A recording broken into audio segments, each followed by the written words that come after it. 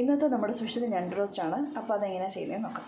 അപ്പോൾ ഞണ്ട് റോസ്റ്റ് വെക്കാൻ വേണ്ടിയിട്ട് ഞാനൊരു ചട്ടി വെച്ച് ചൂടാക്കിയിട്ട് അതിനകത്തിലേക്ക് ആവശ്യത്തിനുള്ള വെളിച്ചെണ്ണ ഒഴിച്ച് കൊടുത്ത് സവാള ഇട്ട് കൊടുത്തിട്ടുണ്ട്. പച്ചമുളക്, തക്കാളി, ഇഞ്ചി വെളുത്തുള്ളി പേസ്റ്റ് കൂടെ ചേർത്ത് കൊടുത്ത് ആവശ്യത്തിന് ഉപ്പ് ഇട്ട് നമുക്ക് നന്നായിട്ടൊന്ന് വഴറ്റിയെടുക്കാം.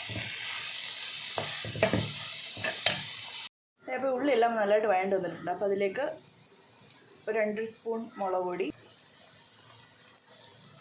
ഒരു 1.5 സ്പൂൺ മല്ലിപ്പൊടി, ഒരു 1/4 ടീസ്പൂൺ മഞ്ഞൾപ്പൊടി, ആവശ്യത്തിന് ഗരം മസാലയും കൂടി ഇട്ട് നന്നായിട്ടൊന്ന് വഴറ്റിയെടുക്കാം. അപ്പോൾ ഇതിനകത്തിലേക്ക് നമുക്ക് ഞണ്ടും കൂടി ഇട്ട് കൊടുക്കാം. അപ്പോൾ നമുക്ക് നന്നായിട്ടൊന്ന് ഇളക്കി യോജിപ്പിച്ച ശേഷം കുറച്ച് വെള്ളം ഒഴിച്ച് നമുക്കൊന്ന് അടച്ച് വെച്ച് വേവിക്കാം.